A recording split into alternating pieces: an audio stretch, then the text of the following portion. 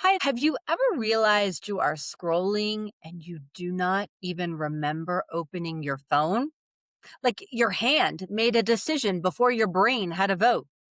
That moment has a clinical name and it is not laziness. A 2024 review in psychiatry and clinical psychopharmacology identified this pull, the urge to escape uncomfortable feelings, as a central mechanism in anxiety, depression, and stress related conditions.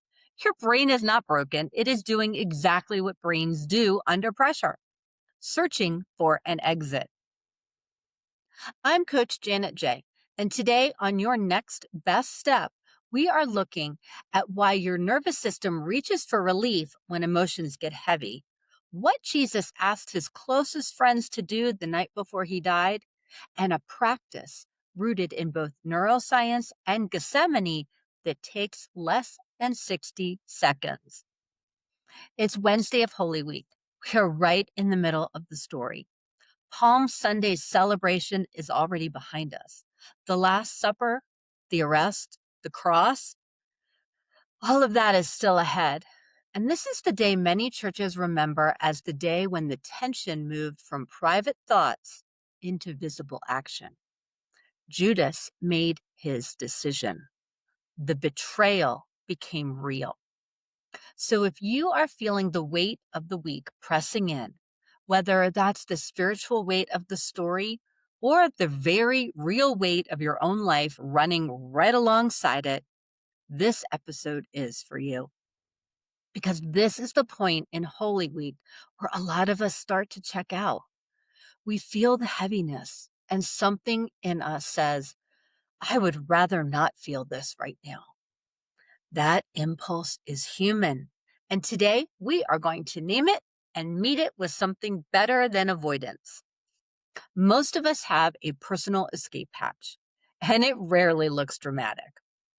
Sometimes it's the phone, picking it up, opening an app, scrolling without any intention behind it.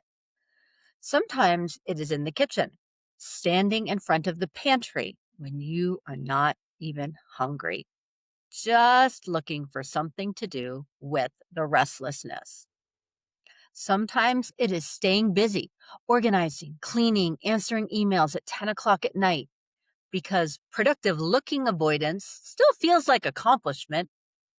And sometimes it is mental replay, looping through a conversation, rehearsing what you should have said, rewriting the script over and over until you are exhausted from a dialogue that already ended. Here is what all of those have in common. They pull you out of the present moment, and they do it so smoothly that you often do not realize it has happened until you are already deep inside the escape. Researchers call this the default mode network, a set of brain regions that activates when you are not focused on what is right in front of you. A landmark 2023 review published in the journal Neuron by Stanford neurologist Vinod Menon describes this network as the brain's internal narrator. It runs the background story, replaying the past, rehearsing the future, constructing a narrative about your life. And when that narrator takes over without your awareness, you end up on autopilot, which is exactly how you find yourself 30 minutes into a scroll with no memory of picking up the phone. The default mode network is not your enemy. It serves important functions. The problem is when it hijacks the moment, especially a moment that matters, like Holy Week, and you lose your presence without even noticing it. So here's why this matters to you today, not just as science, as real life. That pull you felt this morning or last night or right now while listening to this. It is not a character flaw. It is a pattern, and patterns can be interrupted. That is where the practice of staying comes in. And it begins with something Jesus said in a garden. In Matthew 26, verses 38 through 41, Jesus is in Gethsemane. It is the night before the cross. And he says to his disciples, "My soul is overwhelmed with sorrow to the point of death. Stay here and keep watch with me." He goes a short distance to pray. When he comes back, they have fallen asleep.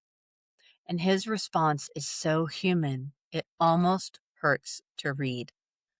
"Could you not keep watch with me for 1 hour? Watch and pray so that you will not fall into temptation. The spirit is willing and the flesh is weak." I want you to notice what Jesus does not say. He does not say, "You should not feel tired." He does not say, "Your weakness is unacceptable." He names the tension honestly. The spirit is willing and the flesh is weak. Both are true at the same time. And the word he uses, watch, is not a command to perform. It is an invitation to presence. Stay here. Stay awake. Stay with me. That is the practice of staying. It is not white knuckling your way through discomfort. It is about choosing for even 1 minute to remain present instead of leaving. Present to God, present to whatever you are carrying. Here is the practice. It is small on purpose. It is designed for the exact moment you feel your hand reaching for the phone, your feet moving toward the kitchen, or your mind starting to replay something for the fourth time. Part 1. Catch the escape hatch. Say quietly, out loud or in your mind, "I am reaching for relief right now." That single sentence matters more than you might think. It makes the unconscious conscious. It pulls you out of the default mode network and into awareness. You are no longer on autopilot. You are observing. Part 2. Name what you are carrying. 1 word. Anxious, sad, irritated, lonely, drained, ashamed, restless. 1 word is enough. You do not need to analyze the feeling. You do not need to trace it back to its source. You need to give it a name, because naming an emotion engages the prefrontal cortex, the part of your brain responsible for regulation, and it begins to quiet the amygdala's alarm response. That is not speculation. A well-known body of research by UCLA psychologist Matthew Lieberman, published in the Journal of Psychological Science, demonstrated that the simple act of labeling an emotion reduces its intensity in the brain. Putting feelings into words is one of the most efficient emotional regulation tools we have. Part 3. Stay with God for 60 seconds. Place both feet flat on the floor. Take 6 breaths. Normal pace, nothing forced.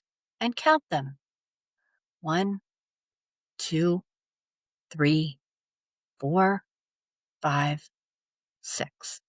If your mind wanders off, come back to the next number. That's it. No special technique, no extended exhale requirement.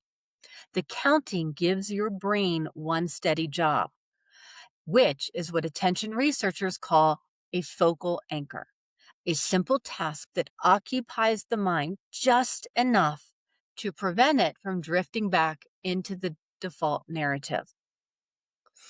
As you count, hold this phrase: "Jesus, I am here." Not "fix this," not "answer me." Just "I am here." Presence, the same thing he asked for in the garden. Let me show you what this looks like on a Wednesday in Holy Week, or any Wednesday for that matter. It's 9:30 at night. The house is finally quiet. You sit down on the couch, and within seconds, your thumb is hovering over your phone. You catch it. I am reaching for relief right now. One word: lonely, feet on the floor, 6 breaths. Jesus, I am here. And instead of scrolling for 20 minutes and feeling worse, you sat with what was actually there.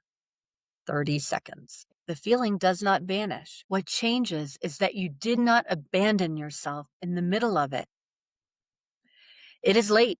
You are in bed, and your brain is rewriting a conversation from 3 days ago, changing your lines, imagining better outcomes, building a case. You catch it. I am reaching for relief. One word: unsettled. 6 breaths. Jesus, I am here. The replay loses its grip.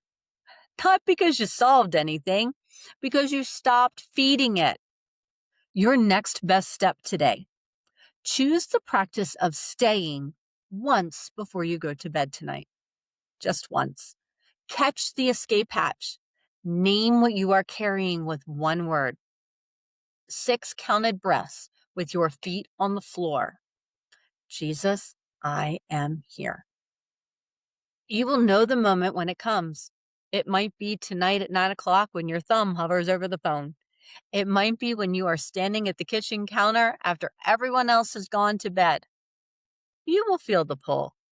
And if you are walking through Holy Week with us this week, this practice fits beautifully alongside the menu method from Monday's episode 70. The menu gave you a way to fill your protected pocket of time. The practice of staying gives you something for the unplanned moments, the ones that ambush you in the middle of a regular day. If you're not subscribed yet, make sure you are. Our Good Friday episode drops in 2 days, and you do not want to miss it. Here's what we covered. Research shows that the urge to numb out is experiential avoidance, your nervous system doing its job under pressure, not a character flaw. Jesus in the Garden of Gethsemane named the same tension we feel. The spirit is willing and the flesh is weak. And the practice of staying, catch the escape, name what you are carrying in one word, 6 counted breaths with Jesus, I am here, gives you a way to interrupt the autopilot and stay present for 60 seconds. That is your next best step. Holy Week Wednesday sits in the heaviest part of the story. The celebration of Palm Sunday is fading. The grief of Good Friday is approaching. And in the middle, where you are right now, is where the temptation to check out is strongest. If this practice gave you a way to stay present this week, share the episode with someone who needs the same thing. And if you want a daily grounding practice to carry you through the rest of Holy Week and beyond, grab the free 5-minute daily reset at yournextbeststep.com. Friday's episode is our Good Friday episode, and it's a quiet one. We are going to sit with what it means to grieve something that has not fully resolved yet. That one is personal, and I think it will meet you right where you are.